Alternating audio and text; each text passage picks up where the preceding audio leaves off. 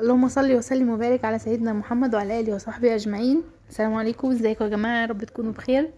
النهارده جايين بفيديو جديد ان شاء الله يعجبكم. هنعمل فراخ مشويه على الجريل كده، وهنعمل صينيه بطاطس بطريقه جديده.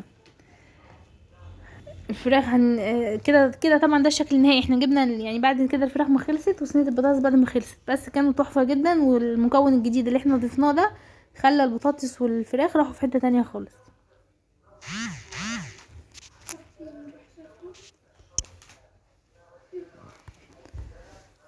ادي الشكل النهائي. بعد كده هنغرف الاكل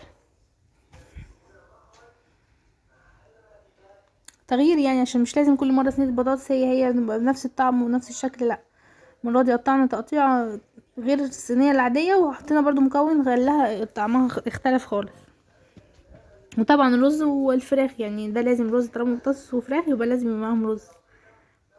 متنسوش يا جماعه ذكر الله والصلاه على النبي كل الاوقات الفاضيه اللي في الفيديو، وعموما في طول اليوم يعني. ندعي لاخواتنا في غزه ان شاء الله ربنا ينصرهم. اول حاجه هنجيب البطاطس، الكميه اللي احنا عايزينها هنقطعها مكعبات، مش هنقطعها دوائر المره دي، هنقطعها مكعبات الكميه اللي احنا عايزينها كلها. طالما قطعنا البطاطس مكعبات يبقى لازم بقى البصل مكعبات والقوطه مكعبات، يبقى كله مكعبات. ما ينفعش نعمل حاجه يعني دوائر وحاجه مكعبات، عشان يبقى البطاطس في الاخر شكلها حلو. طبعا هنكون حاطين في الاول خالص في البايركس بتاعنا هنكون حاطين سمنه. هننزل بالبطاطس في البايركس كده، وبعد كده هنجيب البصل نقطعه برضو مكعبات زي ما احنا قطعناه كده. متنسوش يا جماعه شير ولايك وسبسكرايب للقناه عشان القناه تكبر، ويا ريت لو في اي حد عنده كومنت يا ريت يقولوا لنا في التعليقات تحت.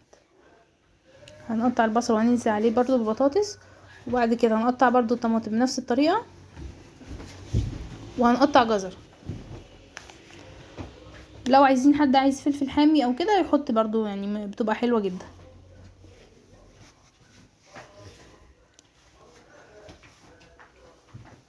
هنحط بقى التوابل بتاعتها: بابريكا، ملح، توم باودر، بصل باودر، فلفل اسود، بهارات لحمه. والمكون بقى اللي احنا هنحطه اللي هو الجديد اللي هيودي البطاطس في حته تانية، الزعتر. هنحط معلقتين زعتر كبار بيخلوها طعمها تحفه، وطبعا ملح يعني. جربوا يا جماعه البطاطس بالزعتر، وبرده الفراخ تتبيلتها هندخل فيها الزعتر عشان يبقوا الاتنين ماشيين مع بعض، يعني ميبقاش فيه طعم في حته والفراخ في حته تاني. دي بهارات اللحمه: وتوم باودر، بصل باودر، بابريكا، ملح، وفلفل اسود.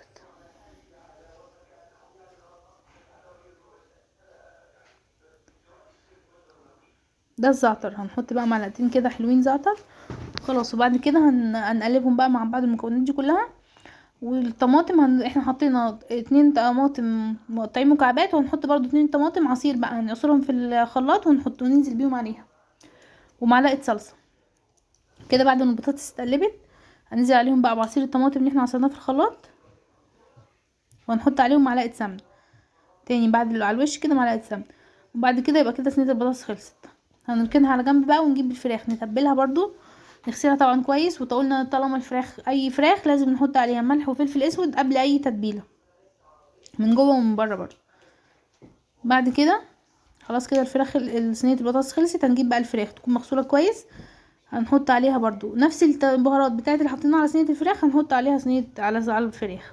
حطيناها على صينيه البطاطس هنحطها على صينيه الفراخ برضو: ملح وفلفل اسود، بابريكا، بصل باودر، توم باودر. بهارات بقى فراخ بدل بهارات اللحمه، نحط هنا بهارات فراخ. وهنحط برضو زعتر وكاتشب. طبعا انا بحب احط كاتشب على الفراخ عشان بيديها لون حلو جدا في الاخر في التحمير. برضو هندينا كويس كده من بره ومن جوه كويس جدا.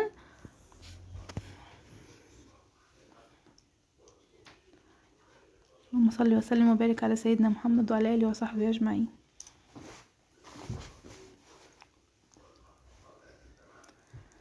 بس كده من ورا كمان نديها نفس التوابل. وبعد كده هننزل عليها بقى بكاتشب، ندهنها برضو من فوق بكاتشب كويس جدا. وبعد كده لما نيجي نسويها هنجيب صينيه البطاطس اللي احنا عملناها، وهنجيب السيخ صغير كده بتاع الفرن الكهرباء او اي حاجه، وهنحطه فوق صينيه البطاطس، وهنحط الفرخة عليها بحيث كل طول ما هي بتستوي تبقى بتنزل الطعم بتاعها كله على صينية البطاطس بالزعتر بقى، بكل الحاجات اللي احنا حطيناها دي بتبقى طعمها تحفة جدا، وبتطلع مشوية كأنها مشوية بقى، بطاطس اساسا في الفرن وفراخ مشوية. كانت جايبة طعم الفراخ اللي بنجيبها من بره خالص يعني.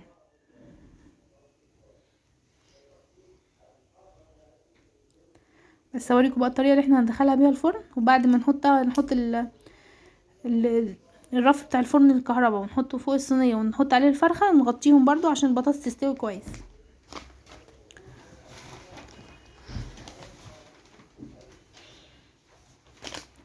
كده خلاص خلصنا الفراخ.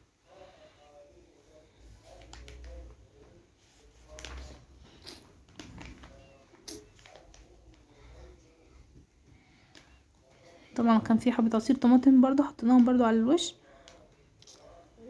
عشان تبقى حلوة. بس كده بقى جبنا صينية البطاطس وحطينا عليها السيخ بتاع الفرن، وهنحط عليها الفراخ بحيث بس نظبطها بحيث ما تبقاش في حاجة طالعة بره عشان خاطر ما تنقطش في الفرن يعني وتعمل دخان.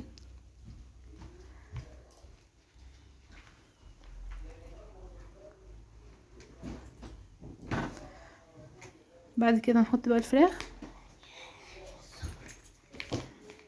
كده، هنظبطها بقى على السيخ كويس كده.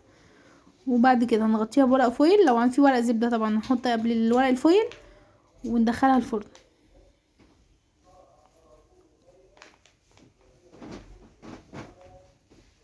بس كده ويكون ده كده الاكل بتاعنا خلص. وطبعا وريناكم الشكل في الاول تمام كده. وبس كده هنغطيه الفيديو كويس رب يكون خفيف عليكم ويكون عجبكم. كده اهو. مع السلامه يعني بالصينيه بالفراخ فوق بعض كده، وهندخلهم الفرن.